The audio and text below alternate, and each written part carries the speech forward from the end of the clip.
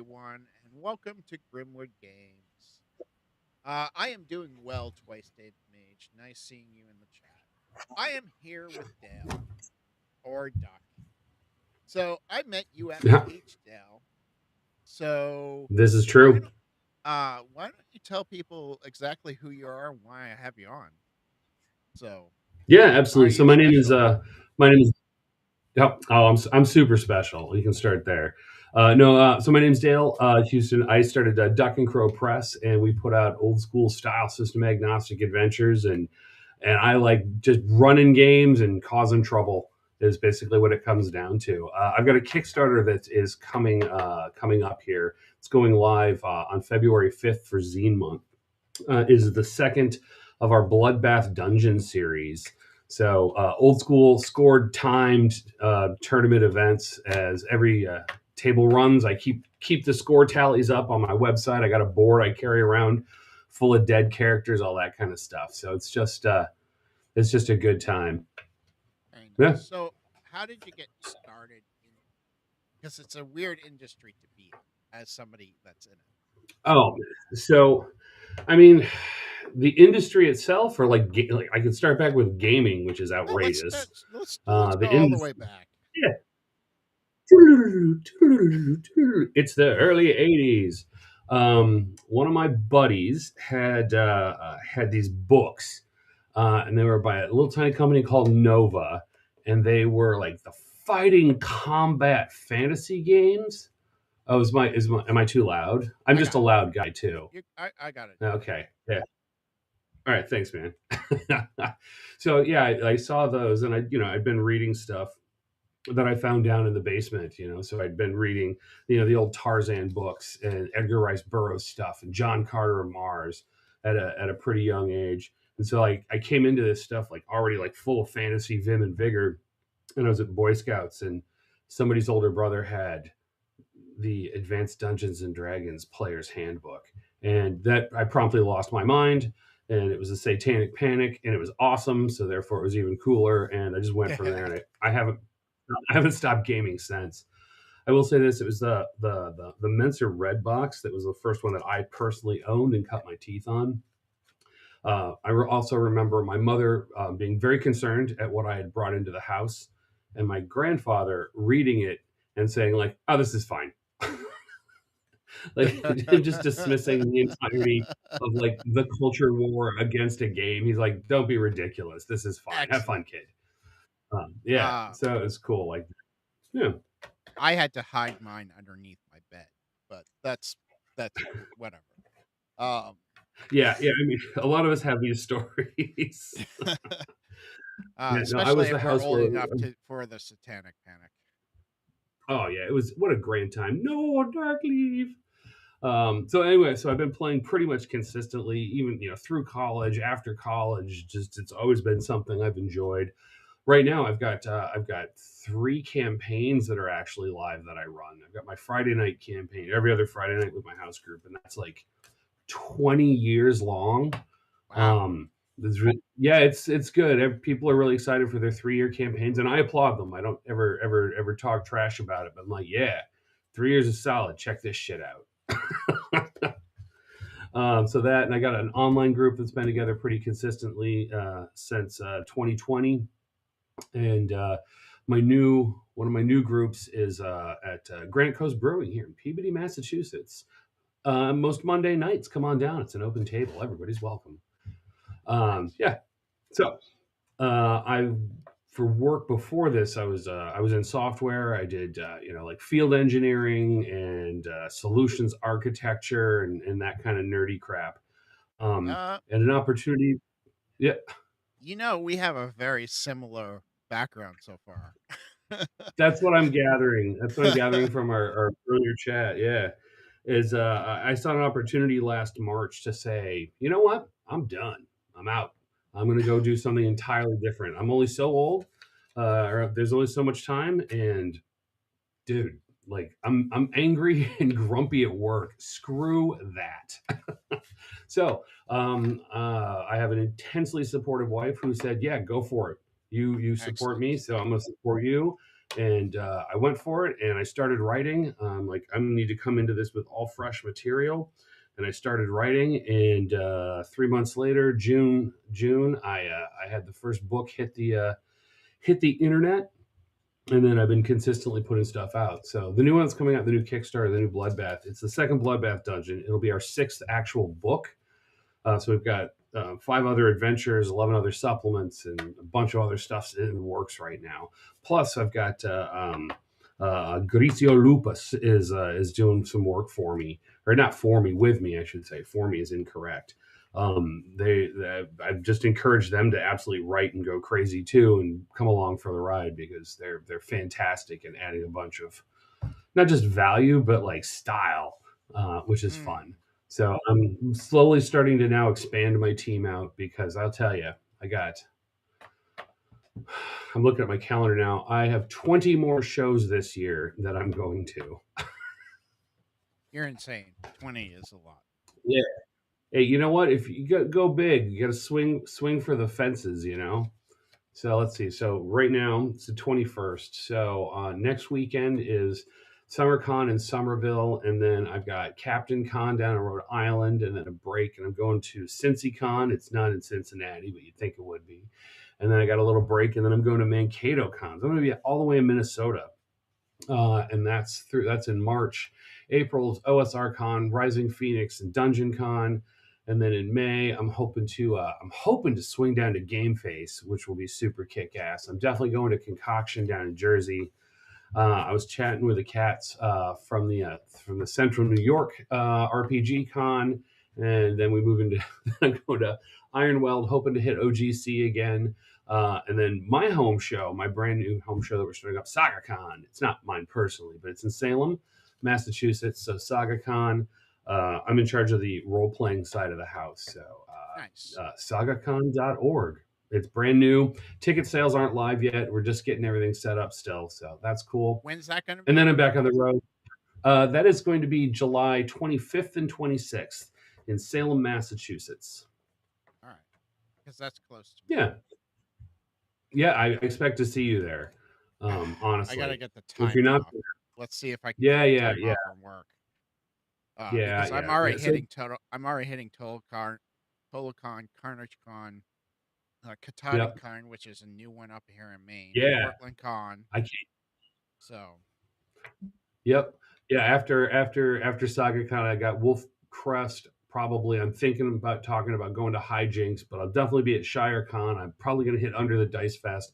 100% going to Arcane Con, which is just an unbelievable show. And then I've got Katahdin Con the weekend after that. Then I think my November is clear. And then Everwinter, and that's December, and that's me booked through December already. Oh my god! dang. So that's awesome. I definitely will see you at KatanaCon and probably Rising Phoenix. I'm hesitant if I'm going to Rising Phoenix. If I do go, I'm really it will excited just for. be a player. So. Yeah, I'm excited for Rising Phoenix. That is going to be a fun show. We've got a ton of content. So I mentioned my buddy who's also writing and helping out. They also come and run games. So like basically like we Duck and Crow, we present a role playing session every single session that we possibly can, and sometimes more than one. We just like here's something. It's not always our stuff. It's just stuff. So it's super fun. Everybody likes running games, and well, everybody likes playing games, and some of us really love running games too. So Wes is in the house. Hey, Wes. hi, Wes. All right, let's talk a little bit about this dungeon that you have, Bloodbath Dungeon. Yeah. So it's definitely OSR feel, at least from Oh what yeah. I'm getting from the thing. So why don't you go ahead and tell us, like, how deadly is this dungeon? Like, should I make 6 characters or will 3 do? So the premise up front though is that it's absolutely unbeatable in a single run, and so because of that, I bring literally a stack of pre-gens. The most character deaths I've had in a single run of a game which was the previous one. I haven't seen that big of a number with this one yet. I had a table of 8 players, and I think they ended up dropping 22 characters throughout the 2.5 hour session. So You it's haven't played pretty. with It's Wes yet, so maybe that might change if you play with Wes. He rolls like well, part he rolls like yeah, that's awesome. Please come play in a game, Wes. You can get your own little blood donor card. How's that? Is that better, Wes? Is my mic better? It should be better. Oh, you sound better. Okay. My gain was down and I didn't realize it. So okay, so it's a bloodbath. So yeah, what can we expect from this dungeon? Like, is there like a theme to it that we should be expecting, or absolutely. 100%. So the first Bloodbath Dungeon that we ran, and it's a book, it's already out there. I've ran that thing a billion times, and I ran it all last year at conventions, and that was the Cursed Cave of a Billion Bats. Guess what the main theme of that was? vampires? No, Or bats? bats, man. It was literally just bats. Well, I thought bats associate vampires to me. Yeah, so I mean, no, that's fair, but I guess that's the whole point of like you're already thinking about it too much. So the whole concept of the Bloodbath Dungeon is literally this: like we're a bunch of players playing games, and we all have campaigns, and we love complex story arcs and really intricate one shots, and we love developing characters and seeing them change over time and react with situations. But sometimes you just want to just go do dungeon crimes, just go completely mayhem based insanity and let it all go. So if we think about it like we're just players playing games, then I can justify and happily turn back on one of my favorite things from the olden days, which was scored tournament gaming. So the game part is like, hey, you can do whatever you want in this. You can have as much, you can go lean into the role playing completely. You can ignore the treasure. You can focus on the curses or the situations. But here's how you get on the scoreboard. And some people do that and some people don't. So the new dungeon, the new Bloodbath Dungeon. It is set at the end of the world. The great living dungeon Veltjarn has said to have gone mad and is going to eat the sun, and the world is going to end. We get everything set up. We talk about here's how the characters are set up. Here's what you got to play it with, and you have 2 real life hours to fix this problem, or at least get as much treasure as you can and bring glory to your clan before the world ends. And yeah, it's absolutely bloody. It's inside a giant living colossal stag that's tromping around and moving and interacting with the environment. And you're inside of it.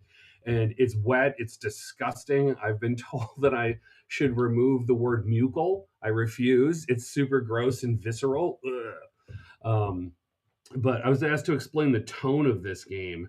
And I was like, okay, so you remember that everybody knows the Tomb of Horrors. So if the Tomb of Horrors, it's like that's like the movie Suspiria, the horror movie Suspiria, or The Omen. It's very heavy and serious. I'm more like Evil Dead 2. Like it's just over the top, ridiculous, blood fountaining like the Bellagio, like tidal waves of intestinal worms, kind of ridiculousness. All right, I have to ask this question because Wes isn't here. Is there a door I can kick in? Because every character I play, I have to kick a door. There are so many doors that you can and there's so many, like you can kick doors, you can kick door plates, you can kick the bone structures that sit in front of the doors to protect them from door kickers. There's tons of options. You can kick a door that's behind a waterfall made out of blood. I mean, I don't recommend it, but you can do it. It's not that it's recommended anytime I do it, but I do it almost every time I play. So, okay, there's always a door. Well, not true. I mean, it does take place in a living animal. It might not have had doors. Well, yeah, it's a living dungeon. It's just that the conceit is that these gigantic things have been roaming the earth since the day it was born. When the oceans were still fresh and the stars were still new. They existed, and so on and so forth. So there's tons of stuff to do in here. There's multiple factions. There's a cult. There's all sorts of stuff. But here's the big thing: you're going to run it. You're going to have a blast. Everybody seems to have fun, except for this one game that I will mention, where a dad was just like getting repeatedly. His character was repeatedly, like nonstop killed by his 14-year-old son. And it was just like this magnificent act of catharsis. We all, rest of us at the table, were watching and encouraging. He might have had like a medium. Yeah, So but with yeah. that many deaths, how do you handle like characters coming back into the fray? Yeah. So there's two things. There's two ways. Number one is everybody leaves. Go back up outside. The idea is that like you and half an army, it's the end of the world. Half an army descended onto the back of this giant living thing, and everybody's gonna hold camp. And so you run inside and you get as much treasure as you can, and some characters die, and you run outside and like bank the treasure. Your points are scored, and you can grab new characters or exchange characters out and run back in, and you can just go back and forth. Now there's caveats to that, which is every time you leave the dungeon, all treasure in the dungeon is now worth 10% less than it was before. So you got to push through a lot. So that might encourage people to not leave to go get a replacement character. And I understand that. So we've just got a generic 15-minute timer. Since this is real life and time, 15 minutes is a good chunk of the game. So your character's dead, boom, in this many minutes, your next character could come in, grab the next one off the stack, fill out the stuff, let's go. Excellent. And then we just hand wave it. Like, it's been following behind the trail. Because again, it's players playing a game, and that's the most important thing, to keep it fast and active and fun and like a cohesive narrative. Sure, more or less. But at the same time, giant living dungeon, you're inside. I do like that it's 2 hours long, because that is about the time that I can sit still. So yeah, the time is absolute. Oh, I usually play with a timer counting down, like actively, really actively. I mean, it's right in your face, and I think usually it's like, okay, so here's where we go. I'll read the sexy intro. You guys can like check your character sheets out. So our first run in, and then I'm going to start the timer. And then we're going to go, and everyone nods, and we all set up, and I start the timer, and I usually wait less than a minute before I start shouting. And I'm always shouting like, oh my God, there's 1 hour, 59 minutes and 42 seconds left, and currently you have 0 treasure. And between the timer going and the referee just suddenly shouting at everybody, the energy gets pumped way up, and everybody just jumps in and just goes. So it's big enough and it's dangerous enough that chances are the first time you play it, you're not gonna survive. You're not gonna win. You're not gonna be able to actually stop it from eating the sun. But what you can do is you can get a big score, and then you can come back and play it again. And there's kind of a built-in mechanic for you to come in with all of your meta knowledge. Like, you already know the next time you play, oh my God, don't go in that door, run down there. You're going to kill that guy as fast as we can, because if he rings that gong, this is going to happen. That's okay. Come back in with all that knowledge and try it again. It's just a little tiny, modifier to your to score. It's no big deal. Oh, who was that one? Who was the survivor on there? Was that Rachel? Rachel, yeah. Hey, Rachel. So it sounds like a blast. I mean, you said the key words when we were talking at Page was, it's Evil Dead 2. I mean, right there, you sold me on it. So, I mean, I'm totally up for anything that's quick, fast paced, and bloody like that. Yeah, it's super fun. We were also using the all right. So again, if Tomb of Horrors is Megadeth, like 1987 Megadeth, then we call dibs on being Guar. So just again, the over the top, ridiculous, super funness. So this is hitting Kickstarter on February 5th. You can go sign up now. So the links in the description. It's also on screen. What are your pledge levels? Like, what are you getting? Yeah, those are great questions that I should probably have all figured out. Here's the base. I have 2 weeks. Just chill. I have 2 weeks. Just chill. There'll be so since it's the second one where there's going to be a lot of options to bundle up. You like get the first one too. So there'll be a digital version. There'll be a physical version. And incidentally, the book's already written, right? The book's fantastic. Oh, thank you. I grew this mustache myself. I appreciate that. Um, and I waxed it a little bit today. We had soup, so I had to get it up and away. So there'll be PDFs, there'll be physical books, there'll be combos. You know, you can like, hey, get this and the old one and the PDFs, that sort of thing. But what I'm hoping is actually a couple, and there'll be some little gewgaws, right? It's like you're not going to have a blood donor wall at your Right. house, right? Where you just have like literally hundreds. By the end of the season, there's hundreds. Have you thought about having like a blood donor wall on your website? I actually have not, but possibly I should. I should just update it. I could keep a running photo update too. That'd be cool. Because honestly, sometimes I can't read what the hell people have written because I make you write it yourself, like with a big red marker, dead, whatever happened. Sometimes they draw pictures and sometimes they, well, let's just say handwriting isn't the most prominent, especially for gamers. Yeah, and like I got to get this written, then I got to get my new character ready, and but I'm planning on doing a couple of special bindings of the book. And we're getting these worked out. There's some logistical issues with this. I'm not promising these are happening 100% Okay. yet, because literally this is like, if I can't get the material, I can't make the book. So there's a company called Cave Paper, and they do handmade paper, and I want to do a cave paper binding, and it's incredible stuff. But there's some production and logistics issues, as you might imagine. There's some complications in the world at the moment.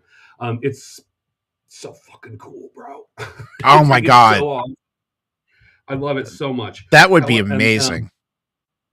That's the lower of the two badass tiers. I'm also going to do a limited run of 10 vellum bindings.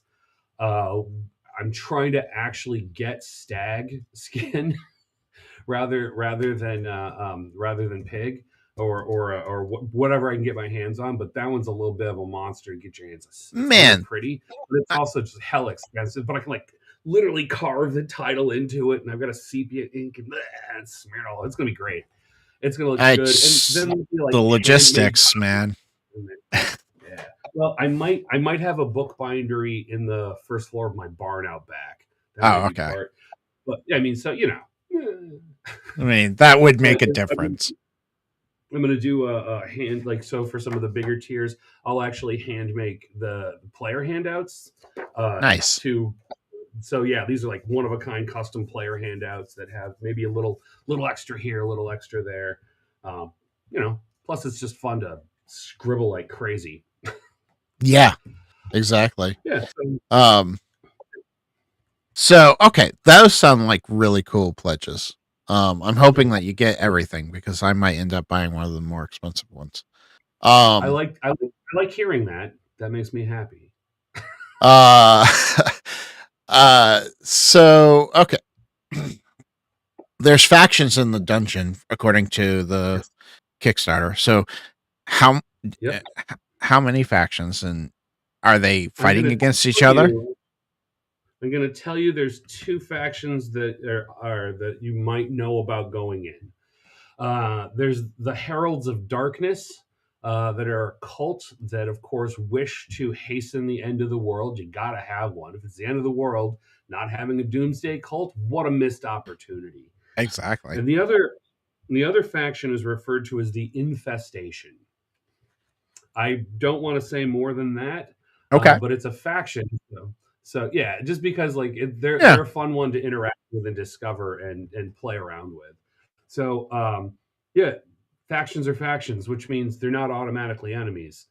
They're probably not your friends, but that doesn't mean you can't utilize your time and effort. You know, you've only got 2 hours, so make some good choices. But if it's a second or third run, Okay, we know we can do this. We can get this guy to do this if we do this thing for him. Like boom, boom, boom, boom, boom. So I was describing playing it multiple times as like a Dark Souls get good run. Like every time you play it, you can get a little closer to that goal. You get a little closer to that goal before you inevitably fail miserably. And you throw the controller down and you swear a whole lot, but you absolutely come back after another beer and like, let's go. So yeah, definitely. Ironically, I don't like those in video games, but I love them in tabletops. I don't know why.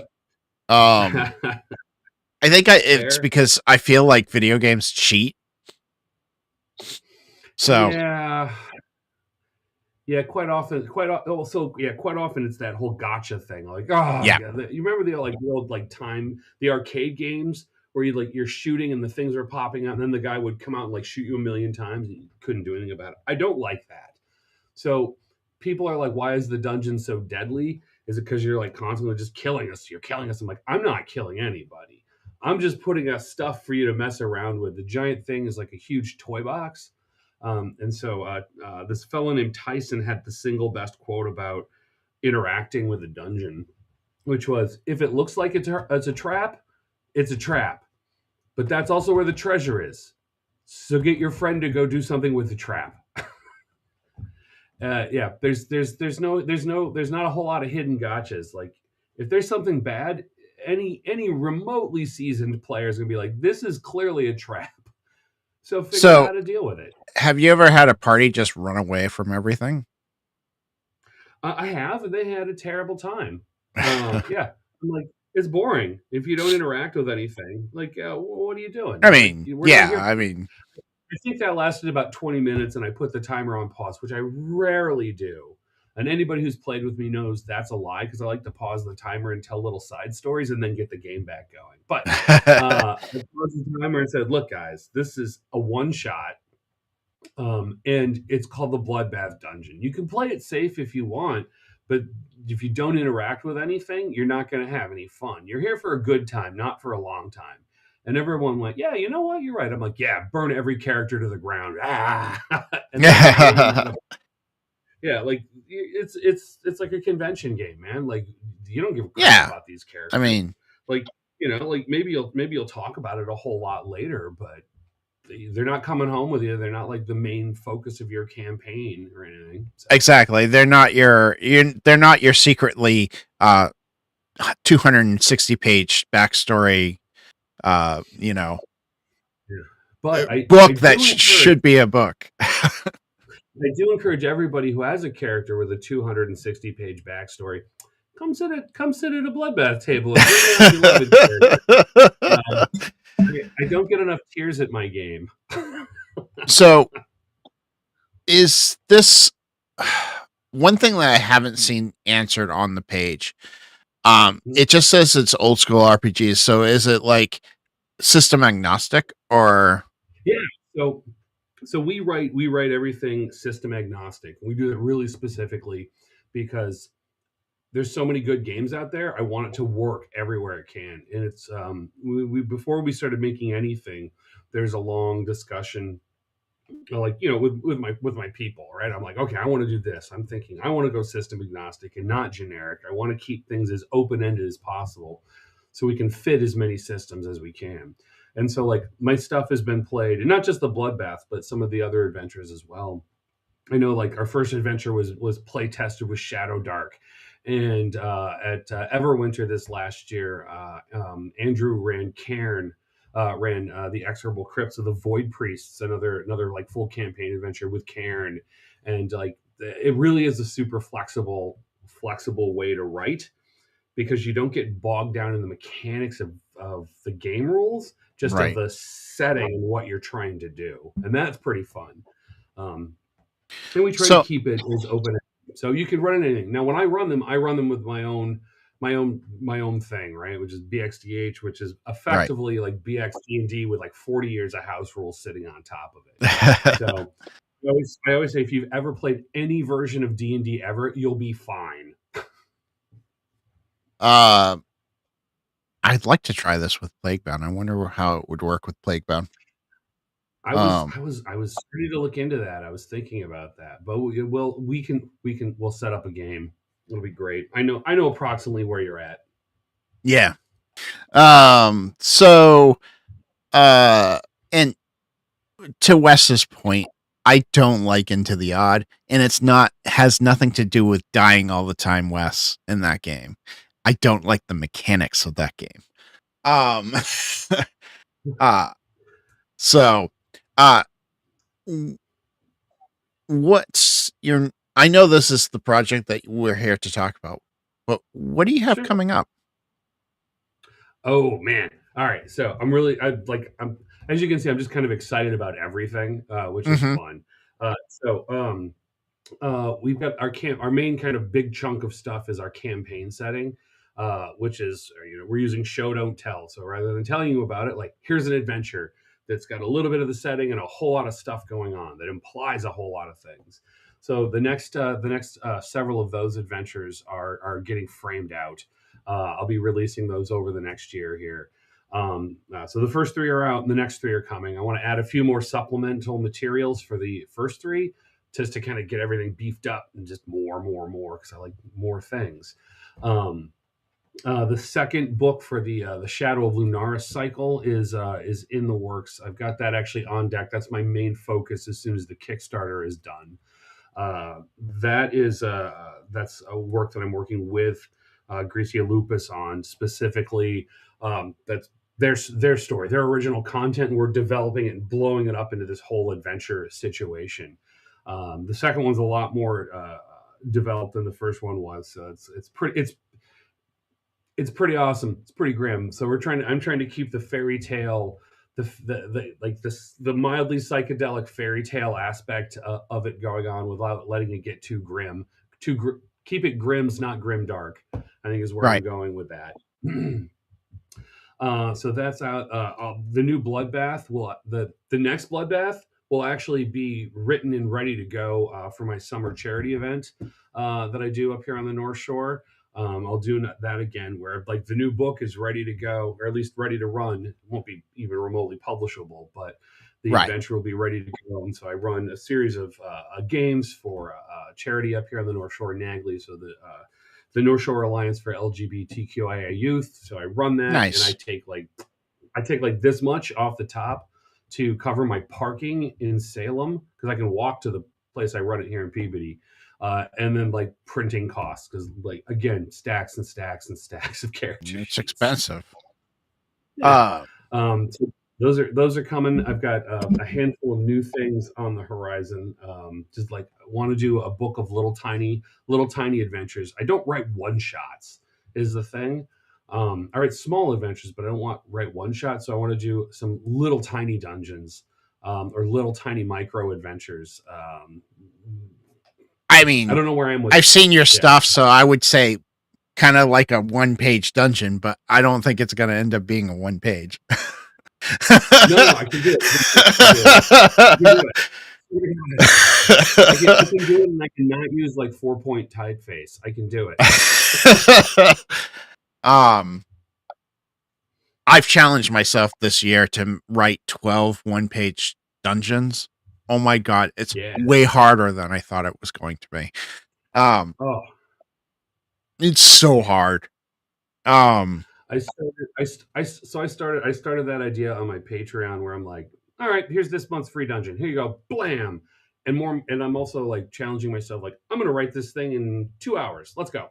And just like just pure creativity, creative energy. It'll get tidied up in editing and whatnot, but just like here's the raw guts of an idea, and it's like completely playable as is. Have at it. Yeah. And I did the first one. I'm like, that was awesome. And now I'm waiting to do the second. I'm actually pushing myself to wait to do the second one. So, because I got too many other things going on. I don't know what that's like, having too many things on your plate. I mean, I'm not like writing 4 books at the same time. Right. Yeah. Good call. I mean, what kind of crazy literally is writing 3 more adventures, I at know. least 9 more supplements. The second part of a complex emotional trilogy while preparing 2 more dungeon runs in their weird bloody scene all at the I same mean, time. Like maniacs. it's Bullshit. sounds like somebody's trying to finish up a system that writing 2 new systems while writing 4 adventures for those systems. You know, I don't know who does that. We can Crazy blame people. Wes. That's who. We'll blame Wes. Wes. It's I Wes's see you, fault. Wes. Damn it. Ooh, Wes. So all right, so we got everything cool out of the way. So how was your page? Oh man, my page overall, I'm gonna go with an overall. Overall, it was awesome. I think I'm sad I didn't get to get. I made it for the tail end of the page roundup yesterday. I actually was running one of my games, so I missed most of it. But I met a ton of awesome new people that I hadn't met before. Just like literally, like just everybody who was on my list. I'm like, all right, just walk around and meet these people. Like I'm gonna make time for it. A bunch of people. Wes, you know how it's your fault. Don't even. Don't even pretend. Yeah, come on. I got my books into the hands of a ton of people who were really excited about them, which is really fantastic, and made a bunch of new friends because of that. By the way, I gotta go buy your book on your website because I completely meant to buy it, but I got distracted by Rose. You could blame Rose. Well, I got distracted by Rose. So I was good. I got to hang out with Rose. I got to meet Rose and hang out with Rose, and that was super amazing. We played her one of her one die dungeons. Isn't it awesome? It's such a nice system. I only saw the one, and here's what I know. We made a character, and I made this tough, grim hunter fellow who was like, I had to walk around with a scholar, and I would just snub him and didn't like him and made fun of him. I proceeded to fail every single roll for like the entire time we were hanging out. So in the end, it became this like comedic, ridiculous situation where I was actually the incompetent buffoon causing more havoc than good, and this little scrawny scholar was really the hero of the story.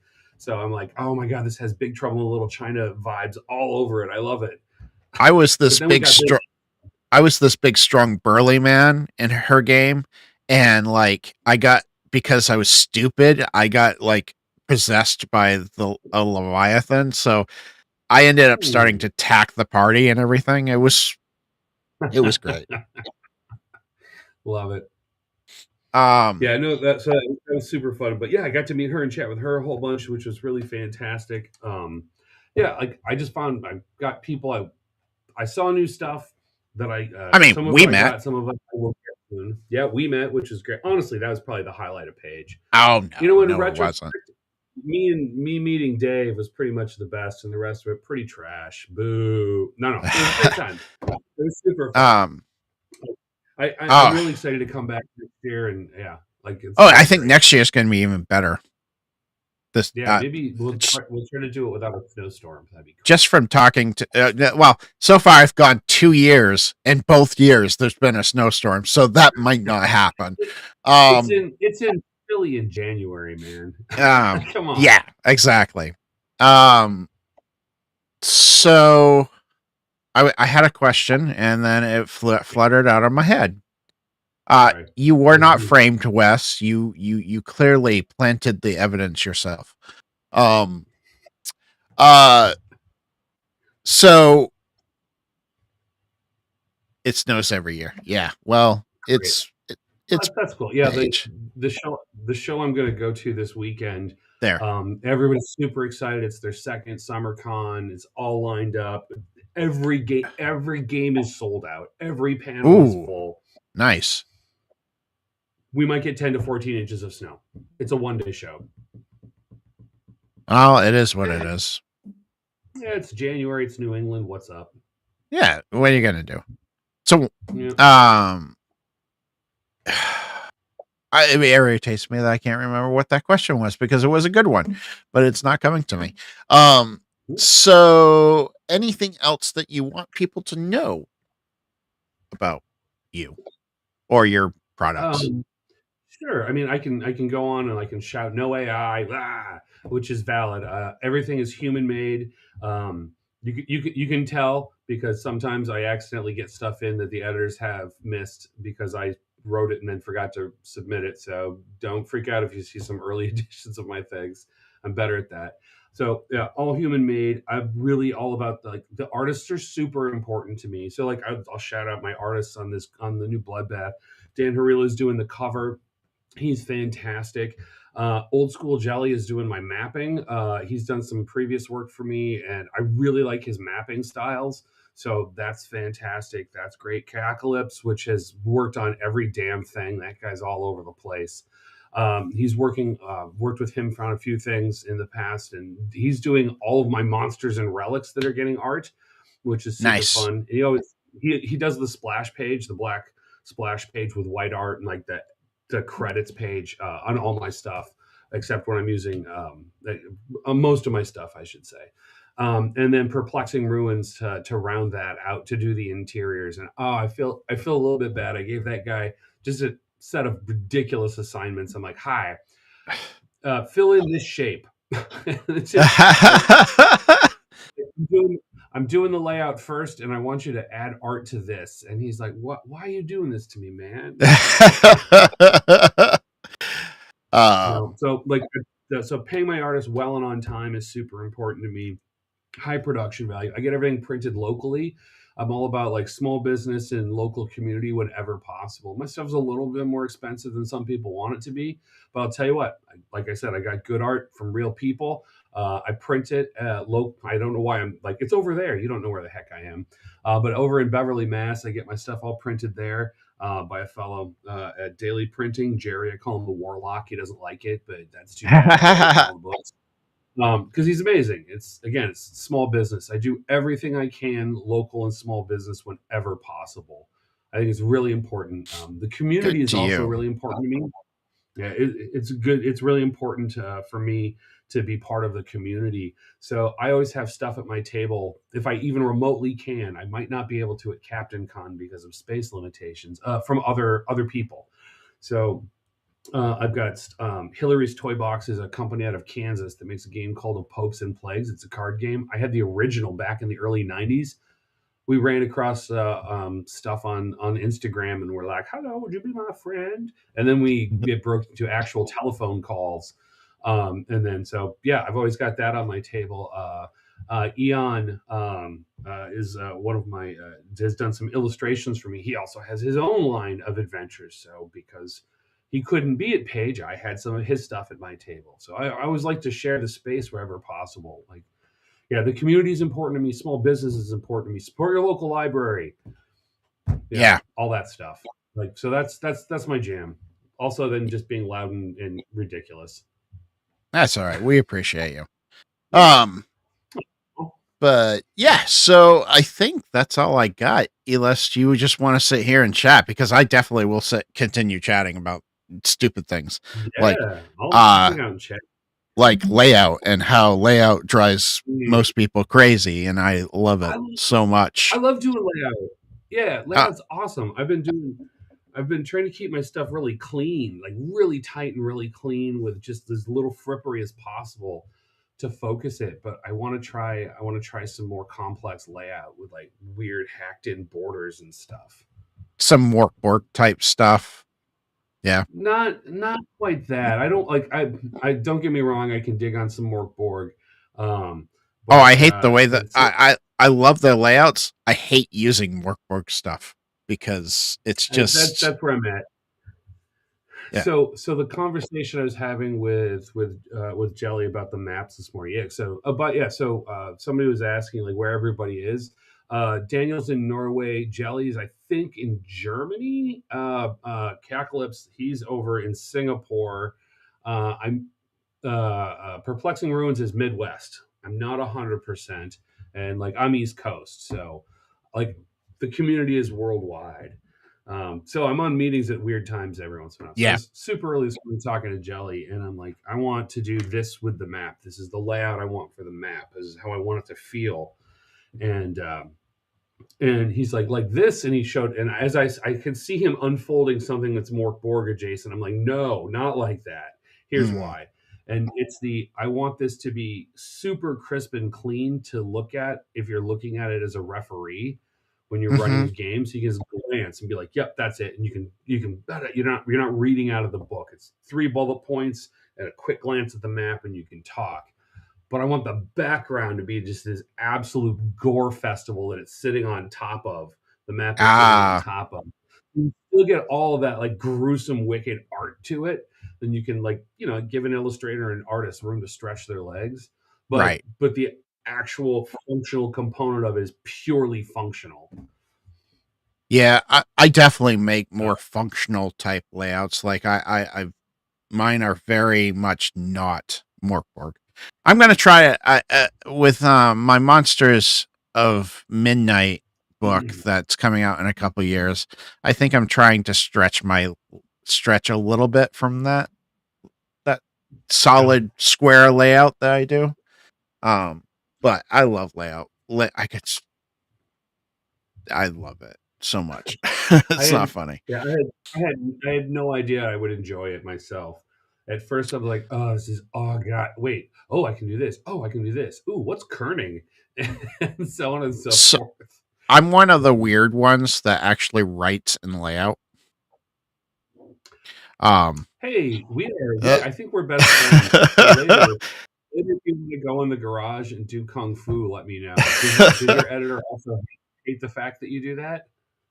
Absolutely. The editors that I have used have absolutely hated that I write in layout. And nobody liked that. So my head editor, my mean editor, who's the best, she's fantastic. She actually refuses to do any digital editing, which I love. I really appreciate. So I hand her a physical document. I literally get back my book covered in red, and I'm like, yes. It was like every little pen stroke is a wound to my ego. It's perfect. Exactly. You know what though? That's the type of editor you need. Somebody that just ruins your ego by just clearing, just red everywhere. What's kerning? Kerning is the space between letters. So if you've ever seen like somebody, like 3 or 4 letters in a row and the spacing looks weird, the kerning needs to be adjusted so it visually looks like they're the same space apart, even if they're not the actual same space apart. Oh, it was Jason. It was Jason asking that. Never mind. He knows what kerning is. Oh, well, maybe for everybody else. He makes fonts for a living. Oh, so. Yeah. How was my explanation then? Was that pretty good? It was pretty good. Yeah. Yeah. Like, I know I want Jason to answer. Did I live up to your expectations?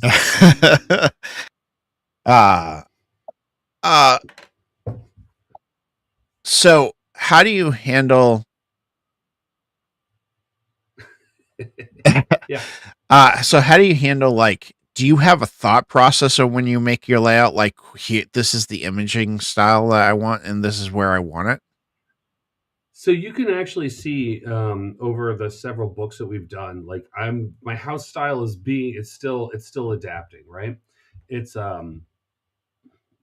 different. Like the very first book I put out, it's the guts are there, the same overall kind of frame is there, but like what gets highlighted, what gets bolded, what gets now a box that it gets put in, like how the layout is evolving is changing. So I don't know where I'm gonna end up, but I do stuff for a while, then I'll just try something and say, how does this look? And say like, oh, that's fucking terrible. Get rid of it. Or like, oh, that's hot.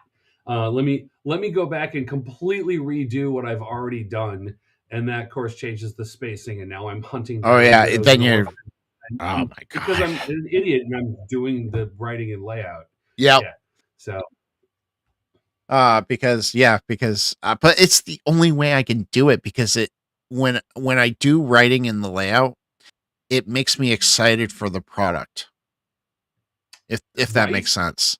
It makes me excited to finish it. So as I'm doing, I can be like, and this is where art will live, and I can just write around where I can imagine the art will be, and I really like doing that. The other one, so we do our supplements are trifolds, little brochure trifold things, Uh-huh. and that's really fun too, because I'm like, okay, I'm going to limit myself to this exact format.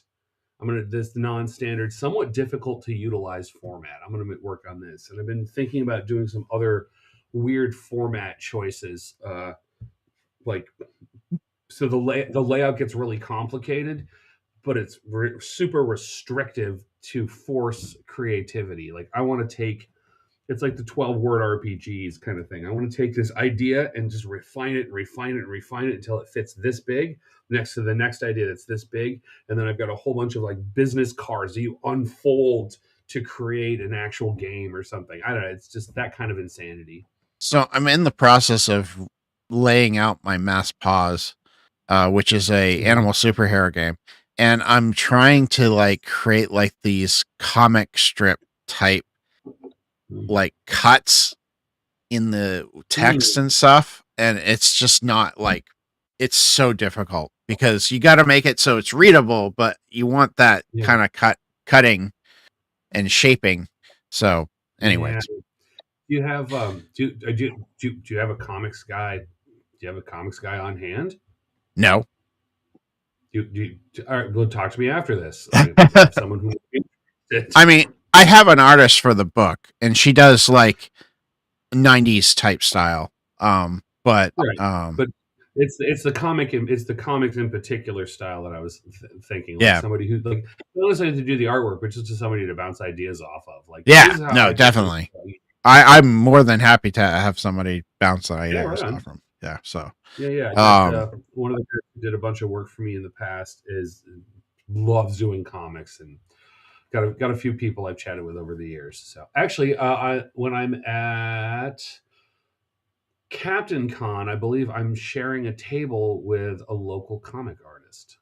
Okay. If you ask me for more information, I will say that's great. When's Captain Con and where is it? Captain Con is in 2 weekends, and it's in Warwick, Rhode Island. Warwick's not that far. Okay. Yeah. I might swing by, at least for a day. I mean, it's only like a couple hours. Yeah. Who's in New Bedford? I can, by the way, I can barely read the chat as it comes in, so I can bring. I can always bring it up. Yeah. That's cool. Yeah. Who's that? I'm always curious. That's awesome. I like finding more people that are localish, man. Me too. Over the past year, the scene in this area, New England in general, the Northeast in particular, but like around here is incredible. It's getting so much better. And what's funny is Wes was like, we were at dinner with a whole bunch of people, and Wes was like, "How many New Englanders are here?" And almost more than 2/3 of them were New Englanders. So, Bob Almond. Yeah. Okay. Cool. I'll see if my wife actually probably knows who that is. So I can probably get the information for you too. Or I mean, have Jason reach out to you. Have you done an interview with Shadowmane? Me? Yeah. No. All right. I'll hook Jason. Actually, Jason, I'm gonna hook you guys up. Aww. So Jason runs a blog where he does interviews and stuff for TTRPGs. So I'll hook you up with Jason so he can talk to you. Right on. I love theory and game theory too. I don't know, like all the specific stuff. Like I love every damn part of this hobby, even the parts that me too. It's crazy. It's like, insane. Like I'll just sit here and talk about like how dice rolls and the math between this mechanic and that mechanic and why it doesn't work all the time. Yeah. So like one of the things that I got into this fantastic discussion with, we like had a hard tangent from the game last night. So my online game and my Monday night in-person game are like a living Giga Dungeon campaign where it's like a West Marches style, different groups all working together. Some of them are in real life. I go sit down, we drink beer. Others are online. It's people from Minneapolis and all over. But anyway, in the previous game I was running with those guys, it was a campaign. It was called The Long Road. and it was a very caravan heavy, kind of inspired by Ultraviolet Grasslands thing going on. And when you get to locations, you'd break down into like hard exploration mode, right? Some good hard hex crawling. And I wrote these really, really intricate, beautiful rules for starvation and getting food and things like that. And on paper, it looked perfect. And in play, it worked exactly like I wanted it to. But it wasn't fun. Nope. So and like, yeah, and it wasn't fun, but not in the way not the way I thought people might not like it. It wasn't fun. It just in totally different ways, which was fascinating. So isn't yeah, right. So with Mass Pause, I have this really neat mechanic that I was gonna be doing like this whole like tug of war thing with the number of successes and failures you have. And I was like, oh, this is going to work out great. I wrote it down. It sounded good on paper. And then I play tested it. And I went, holy shit, this is going to take forever. So, but I did finally find a solution, because there's always a solution. Sometimes the solution is you throw shit out, but the solution was there. And I got some more tweaking to do, but the tug of war like mechanic is working. So nice. Yeah, one of my big, like, across the board, like across everything I think I've ever probably run. Only recently have I like kind of codified it into, I love pressure luck. I think that is the single most interesting type of mechanic and over meta mechanic and currency there is. Because it's pure player agency. It's 100% player. Like, you don't have to, but are you going to? Yes, of course you are. You know, so I've got an active, like in my home system here, like in BXDH, like I have a luck mechanic straight up. You know, burn your luck, use it to like boost your rolls, go crazy. But by the way, all saving throws are also the luck score, and that wasn't enough. So I really, really turned up the pain and suffering when I offering a fate mechanic, which works exactly like luck, except that every time you use it, I get these points in the background as the referee to cause more havoc. That sounds fit. I love those type of mechanics too. So that's why Ironbound system has like the 3 pool structure, where it's used for health and boosting the roll and your abilities. So you're like it's all player agency. They can use it however they want, but it gives you that like, oh no, oh shit, I'm got 1 point left. And so limited resource. It's not just random die rolls. It's like, adds a little bit more to it, which I dig. So like the other thing that I've been really loving is that I add, so because of luck as a score, I want it to be able to be, I want it replenishable. But I'm like, what's an interesting way to do that? And so I include a terrible traits. Everybody has terrible traits, some crappy stuff, like weird stuff about them. Like, you have a face full of donkey teeth, or like one of your eyes crawls out of your head and floats behind you every once in a while, or like your feet smell like cabbage and your fists are caked in sores. Whatever, just weird stuff, right? Just gross role playing things. You don't have to do anything with them. You can just use them for role playing.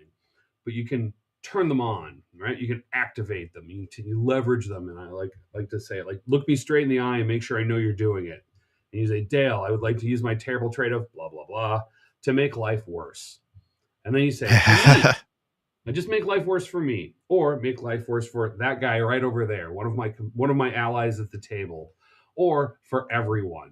And so then I do, in fact, make life worse based on their terrible trait, and we role play it out. And it's usually awful and horrible and hilarious. And then at the end of the night, you get some luck back. Or if it's at a con, you get some luck back at the end of the scene if people survive. And so it's a straight reward mechanic for injecting chaos into the game. You don't have to do it, but it's there.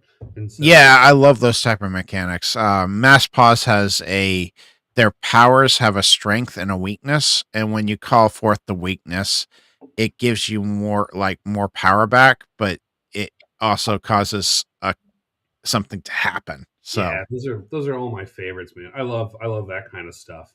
Again, like everyone's all about player agency, and player agency isn't doing anything you want. It's having enough information to make intelligent decisions, or at least informed. They don't have to be intelligent. I also love fail forward mechanics too, where like you fail a roll, you get like a resource back to kind of help you. I can work with that. I do a costly success. So Yep. you can just choose to fail, or you can succeed, but this is what happens. Right. And that I think that's a good balance for me to keep it still gamified, Mm-hmm. and not too close, not approaching the narrative gaming style, which is fine. I'm not crapping on it. I'm just not aiming for it. No, I totally understand. It's just definitely comparatively from what I've seen of your stuff, narrative style is different. I wouldn't say opposite, but different. It's definitely not the opposite. Like even in the stuff that I run, like if I run any of the campaign things, there's clearly a thing going on, right? Right. I'm not trying to tell you a story. I'm trying to put a situation that you can play with, right? Right. And run around and cause trouble and get involved. And there's toys to manipulate, buttons to press, and levers to flip, and all that kind of stuff, right? That's what playing is in this case. But there's absolutely room for all that kind of emergent narrative play as well. Right. Like that doesn't need the heavy mechanics for it if it's just a thing that you get to do. Having heavy mechanics around it is perfectly fine and dandy if that's all you're doing. I don't mean that to sound disparaging at all. Like that's all you're doing. And that's why I struggled with the word. Like I was like, it's not exactly like opposite of what you're doing. It's just like a different. Yeah. Anyways. Yeah. Like, you know what? They're both role playing, and they're both great. They're just different ways to approach it, and different styles. The narrative style, you're really focused on that collective storytelling as your main thing, and that's cool. In the stuff that I'm doing, I really focusing on the fact that it's a game. You can lose, you can win, you can like what winning and losing is a lot more vague. Exactly. than like say a board game, but still like in Under the Caustic River On, if the dungeon floods, that's probably under anybody's definition. But it doesn't mean the game is over. It just means like that scenario did not go well, right? And I guess along with a fail forward, that just means that well that opens up all these crazy opportunities to do different things. What is that? Yeah, I mean that right there is just a fail forward system. You know. All right. I think let's give we're an hour in, and it doesn't feel like an hour. So I think I'm going to end it there. Stay online here real quick, Dale. I want to thank you for being here properly. Everybody else, the only next thing that we have coming up on the channel is Sunday. We have our final episode of Plaguebound for the year. I have no idea what I'm going to be doing on the channel in the next couple weeks. We'll figure it out though. So thank you all for being here, and thank you, Dale, for being here. Guys, have a wonderful day. Go back his Kickstarter. Check links right there. Check it out. His stuff's great. Yeah, www.duckandcrow.com. That will work. Oh, yes, that's true. Or I should say, not only does Dale have something going on this February, we have something going on too. We have the Ocean Incident, me and Wes from DM Tales. Ooh. It's a sci-fi horror adventure that's going to be made for the Index Card RPG, ECD6, and Ironbound. And then if you support it enough, it will also be Dark Space and Cypher System. Oh, so sorry. Yeah, so no, you can swear. It's fun. Yeah, I'm talking over you. That's my weakness. So you can definitely go there. Go. You know, if you're gonna support both. They're both good things. Support people. You know, support them. That should be it. All right. Goodbye, everyone. Bye, YouTube. Bye, Twitch.